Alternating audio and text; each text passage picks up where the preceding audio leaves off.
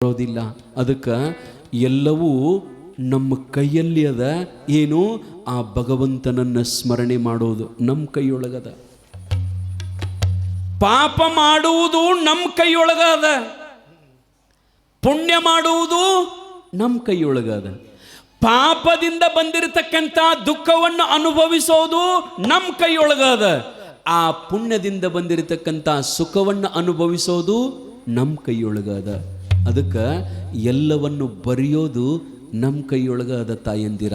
ಒಬ್ಬ ಹುಡುಗ engineer science ಕಲ್ತಿದ್ದ, ಸೈನಿಯರ್. ಅವರಪ್ಪ ಜ್ಯೋತಿಷ ಹೇಳ್ತಿದ್ದ, ಅವರಪ್ಪ ಪಂಚಾಂಗ ಹೇಳ್ತಿದ್ದ, ಜ್ಯೋತಿಷ್ ಹೇಳ್ತಿದ್ದ. ಜ್ಯೋತಿಷ ಹೇಳುವ ಸಂದರ್ಭದೊಳಗೆ ಅವರಪ್ಪಗ ಆ ಮಗ, ಏನು ಜ್ಯೋತಿಷ್ ಹೇಳ್ತಾರೆ ಇವರು, ಏನೆಲ್ಲ ಪುಸ್ತಕದಾಗಿರ್ತದೆ, ಏನು ಇರೋದಿಲ್ಲ ಅಂತ ಹೇಳಿ ಅವರಪ್ಪನ ಮಾತು ಸುಳ್ಳು ಮಾಡಿ ತೋರಿಸ್ಬೇಕಂತ ಬಂದ 2 ಮುಟ್ಟಿಗೆ ಹಿಂಗೆ ಹಿಡಿದಿದ್ದ. ಯಪ್ಪ, ಈ 2 ಮುಟ್ಟಿಗೆಯೊಳಗ ಈ ಕೈಯೊಳಗೆ ಏನದ ಹೇಳು ನೋಡುನು, ನೀನು ಜ್ಯೋತಿಷ್ ತೆಗದ. ಅವ ಹ್ಞೂ ಅಂತ ಬಡ ಬಡ ಬಡ ಜ್ಯೋತಿಷ್ ತೆಗೆದ. ಅವ ಗಣಿತ ಹಾಕೋದ್ರೊಳಗೆ ಭಾಳ ಶಾಣ ಇದ್ದ, ಹಿಂದಿಂದೆಲ್ಲ ಜ್ಯೋತಿಷ್ ಕಲ್ತಿದ್ದ. ಅದನ್ನು ಗಣಿತ ಹಾಕಿ ಎಲ್ಲ ನೋಡಿ ನೋಡಿ ನೋಡಿ ಹೇಳಿದ. ಏನು ಹೇಳಿದ ಅಂತಂದ್ರೆ, ತಮ್ಮ ನಿನ್ನ ಕೈಯೊಳಗೆ ಒಂದು ಸಾಂದ ಗುಬ್ಬಿ ಮರಿಯದನೋ ಯಪ್ಪ, ಒಂದು ಗುಬ್ಬಿ ಮರಿಯದ ನಿನ್ನ ಕೈಯೊಳಗೆ. ಅದು ಕರೆಕ್ಟ್ ಅವ್ನು ಗುಬ್ಬಿ ಮರಿನ ತಂದಿದ್ರಿ ಅವ. ಆಗ ಇಳಿದಿರ್ತಾವಲ್ರಿ ಅವು, ಹಾಕಿರ್ತಾವಲ್ಲ, ಹಾಕಿ ಹಾರಿ ಹೋಗಿರ್ತಾವ, ಪಕ್ಕ ಇರಂಗಿಲ್ಲ, ತೊಗಲು ಕಾಂತಿರ್ತದ, ಒಂದು ಸಣ್ಣ ಗುಬ್ಬಿ ಮರಿ ಇರ್ತಾವ ನೋಡ್ರಿ, ಹಿಡ್ಕೊಂಡು ಬಂದಿದ್ದ. ಕರೆಕ್ಟಾಗಿತ್ತು. ಅವ ಅಂದ, ಎಲ್ಲಿ ತೆಗೆದು ಹೇಳ್ದು ಮರ, ಏನು ಕಾಣಂಗಿಲ್ಲ ನೋಡಂಗಿಲ್ಲ ಏನಿಲ್ಲ, ಹೆಂಗೆ ಕರೆಕ್ಟ್ ಹೇಳ್ದ ಅಂತ ತಿಳ್ಕೊಂಡು ಇನ್ನೊಂದರಾಗರ ಸೋಲಿಸ್ಬೇಕಂಥೇಳಿ ನನ್ನ ಕೈಯಾಗ ಗುಬ್ಬಿ ಮರಿಯದ ಬರೋಬರಿ, ಇದು ಹೆಣ್ಣದನೋ ಗಂಡದನೋ ಹೇಳಿ ನೋಡುನು ಅಂದ. ಅವ ಅದಕ್ಕೂ ಗಣಿತ ಹಾಕಿದ, ಅದನ್ನು ಮಾಡಿದ, ಇದನ್ನು ಮಾಡಿದ, ಲೆಕ್ಕ ಮಾಡಿ ಕರೆಕ್ಟ್ ಎಲ್ಲ ತೆಗೆದು, ತಮ್ಮ ನಿನ್ನ ಕೈಯೊಳಗಿರ್ತಕ್ಕಂಥ ಗುಬ್ಬಿ ಮರಿಯಾದ ಗಂಡದ ನೋಡಪ್ಪ ಅಂತ ಹೇಳಿದ. ಅದು ಕರೆ ಅಂದ್ರೆ ಗಂಡ ಇತ್ತು ರೀ ಗುಬ್ಬಿ ಮರಿ. ಇವು ನೋಡೇ ತಂದಿದ್ದ, ಅದನ್ನು ಗಂಡಿತ್ತು. ಹಂಗೆ ಹೇಳ್ತಾನೆ ಇವ, ಬರೋಬರಿನ ಹೇಳಿದ್ಲ ಅಂತ ತಿಳ್ಕೊಂಡು ಇನ್ನೊಂದು ಸಾರಿ ಇವನ್ನ ಕೇಳ್ಬೇಕಂತ ಹೇಳಿ ಮತ್ತೆ ಕೇಳಿದ. ನೋಡಪ್ಪ, ನನ್ನ ಕೈಯೊಳಗೆ ಗುಬ್ಬಿ ಮರಿ ಅದಲ್ಲ, ಇದು ಗಂಡ ಅದಂತ ಹೇಳಿದಲ್ಲ, ಇದು ಸತ್ತದನೋ ಏನು ಜೀವದನೋ?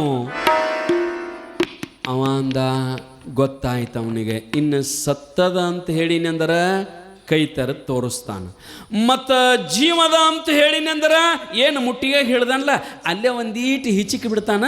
ಅದೇನು ಗುಬ್ಬಿ ಪಟ್ಟ ಸಣ್ಣ ಜೀವ, ಒಂದೀಟು ಗೊತ್ತಾಗಲಾರ್ದಂಗೆ ಹಿಂಗೆ ಹಿಚ್ಕಿದ್ದಂದ್ರೆ ಸತ್ತು ಹೋಗ್ಬಿಡ್ತದ, ಸತ್ತದ ನೋಡಂತ ತೋರಿಸ್ತಾನ. ಹ್ಯಾಂಗ ಮಾಡ್ಬೇಕಂತ ವಿಚಾರ ಮಾಡಿ ಮಾಡಿ ಮಾಡಿ ಕೊನೆಗೆ ಹೇಳಿದ, ತಮ್ಮ ಆ ನಿನ್ನ ಕೈಯೊಳಗಿನ ಗುಬ್ಬಿ ಸಾವು ಬದುಕು ಏನದಲ್ಲ, ಅದು ಪಂಚಾಂಗದಾಗಿಲ್ಲ, ಅದು ನಿನ್ನ ಕೈಯೊಳಗದ ನೋಡತಮ್ಮ.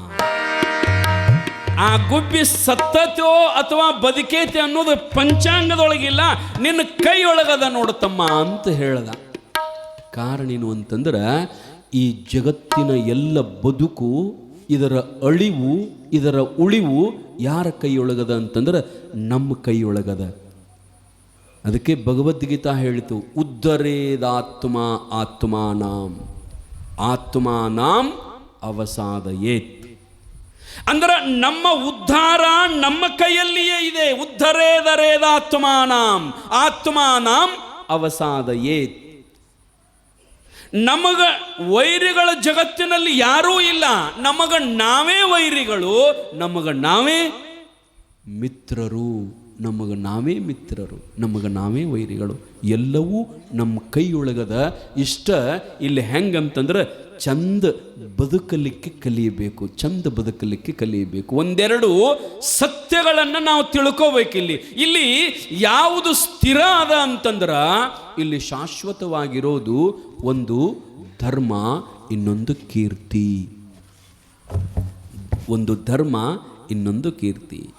ಸಂಸ್ಕೃತದೊಳಗೆ ಬರೀತಾರೆ ನೋಡ್ರಿ, ಅಸ್ಥಿರಂ ಜೀವಿತಂ ಲೋಕೆ. ಈ ಜಗತ್ತಿನಲ್ಲಿ ನಾವೆಲ್ಲ ಬದುಕಿದ್ದು ಅಸ್ಥಿರ. ಅಸ್ಥಿರಂ ಜೀವಿತಂ ಲೋಕೆ. ಈ ಲೋಕದಲ್ಲಿ ನಾವಿರುವುದು ಅಸ್ಥಿರ, ಸ್ಥಿರವಾದದ್ದು ಯಾವುದೂ ಇಲ್ಲ. ಅಸ್ಥಿರಂ ಜೀವಿತಂ ಲೋಕೆ. ಬಹುತೇಕ ನಿಮ್ಗೆ ಗೊತ್ತಿರಬಹುದು, ಈ ಜಗತ್ತಿಗೆ ಒಂದು ಬೋರ್ಡ್ ಹಾಕಿದಾನಂತ ಪರಮಾತ್ಮ, ಒಂದು ಬೋರ್ಡ್ ಹಾಕಿದಾನಂತ. ಈಗ ಜಮಖಂಡ್ಯಾಗ ಹೋದ್ರೆ ಅಂದ್ರೆ ಬೋರ್ಡ್ ಇರ್ತಾವೆ ನೋಡ್ರಿ, ಇದು ಖಾನಾವಳಿ ಅಂತ ಬೋರ್ಡ್ ಹಾಕಿರ್ತಾರೆ, ಹೌದಿಲ್ಲ? ಖಾನ ಮತ್ತು ಬೋರ್ಡ್ ಮ್ಯಾಲೆ ಏನಿರ್ತತಿ ಒಳಗೆ ಅದ ಇರ್ಬೇಕಲ್ರಿ, ಹೌದಿಲ್ರಿ? ಮತ್ತು ಖಾನಾವಳಿ ಅಂತ ಬೋರ್ಡ್ ಹಾಕೋದು, ಒಳಗೆ ಕಟ್ಟ ಮಾಡ್ಕೊತ ಕೂತಾರ ನಡೀತದೇನು? ನಡೆಯಂಗಿಲ್ಲ. ಮ್ಯಾಲೆ ಬೋರ್ಡ್ ಏನಿರ್ತದ ಒಳಗೆ ಅದೇ ಇರಬೇಕು. ಖಾನಾವಳಿ ಅಂತ ಬೋರ್ಡ್ ಇತ್ತಂದ್ರೆ ಖಾನಾವಳಿನೇ ಇರಬೇಕು. ಇದು ಹೇರ್ ಸಲೂನ್ ಅಂತ ಬೋರ್ಡ್ ಇತ್ತಂದ್ರೆ ಅಲ್ಲಿ ಅದೇ ಇರಬೇಕು, ಹೌದಿಲ್ಲ?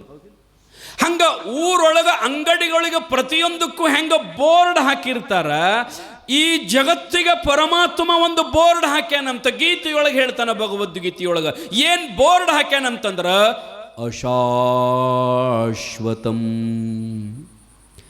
ದುಃಖಾಲಯಂ. ಇವೆರಡು ಮಾತು ಬರೆದು ಬೋರ್ಡ್ ಹಾಕ್ಯಾನಂತ. ಏನಂತಂದ್ರ ಅಶಾಶ್ವತಂ ದುಃಖಾಲಯಂ. ಇಲ್ಲಿ ಇದು ಅಶಾಶ್ವತವಾದ ಲೋಕ. ಶಾಶ್ವತವಾದದ್ದು ಇಲ್ಲಿ ಜಗತ್ತಿನೊಳಗೆ ಯಾವುದೂ ಇಲ್ಲ, ಎಲ್ಲವೂ ಅಸ್ಥಿರ, ಎಲ್ಲವೂ ಅಶಾಶ್ವತ. ಇಲ್ಲಿ ಶಾಶ್ವತವಾದದ್ದು ಯಾವುದೂ ಇಲ್ಲ. ಅದ್ರ ಜೊತೆಗೆ ಮತ್ತಿಲ್ಲೇನು ಸಿಗ್ತದ ಅಂತಂದ್ರ ದುಃಖಾಲಯಂ ಅಂದ್ರ, ಆಲಯ ಅಂದ್ರ ಮನೆ, ದುಃಖದ ಮನೆ ಅಂತ ಬೋರ್ಡ್ ಹಾಕ್ಯಾನ. ಮತ್ತ ಅಶಾಶ್ವತ ಅಂತ ಹಾಕ್ಯಾನ ಬೋರ್ಡ್. ನಿಮ್ಗೆ ಗೊತ್ತಿರ್ಬೇಕು, ಕುಂಬಾರ ಮಣ್ಣು ತುಳಿತಿರ್ತಾನಂತರಿ. ಕುಂಬಾರ ಮಣ್ಣು ತುಳಿತಿರ್ತಾನೆ. ಎದಕ್ಕೆ? ಗಡಿಗೆ ಮಾಡೋ ಸಲಾಗಿ ಆ ಮಣ್ಣನ್ನು ಹದ ಮಾಡ್ಬೇಕಂತ ತಿಳ್ಕೊಂಡು ಅದಕ್ಕೆ ನೀರು ಹಾಕಿ ನಾದಿ ನಾದಿ ನಾದಿ ನಾದಿ ಅದನ್ನು ತುಳಿತಿರ್ತಾನೆ. ಒಂದು ಸವನ ಮ್ಯಾಲೆ ಒಂದು ತಂತಿ ಕಟ್ಟಿರ್ತಾನೆ, ಅದನ್ನು ಹಿಡಿದು ಎರಡೂ ಕಾಲಿಲೆ ತುಳಿತಿರ್ತಾನೆ ಮಣ್ಣ. ಆ ಮಣ್ಣು ಹೇಳ್ತದಂತ ಅವನಿಗೆ, ಕುಂಬಾರನಿಗೆ, ಹೇ ಕುಂಬಾರ್, ಎಷ್ಟು ತುಳಿತಿ ತುಳಿ, ನೀ ಎಷ್ಟು ತುಳಿತಿ ತುಳಿ, ನಾನು ತುಳಿಸ್ಕೋತೀನಿ.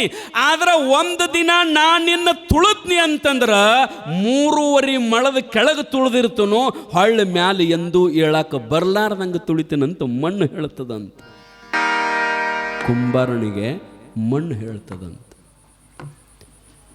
ಇದಕ್ಕೆ ಮೃತ್ಯುಲೋಕ ಅಂತ ಕರೀತಾರೆ ನೋಡ್ರಿ, ಹೌದಿಲ್ರಿ?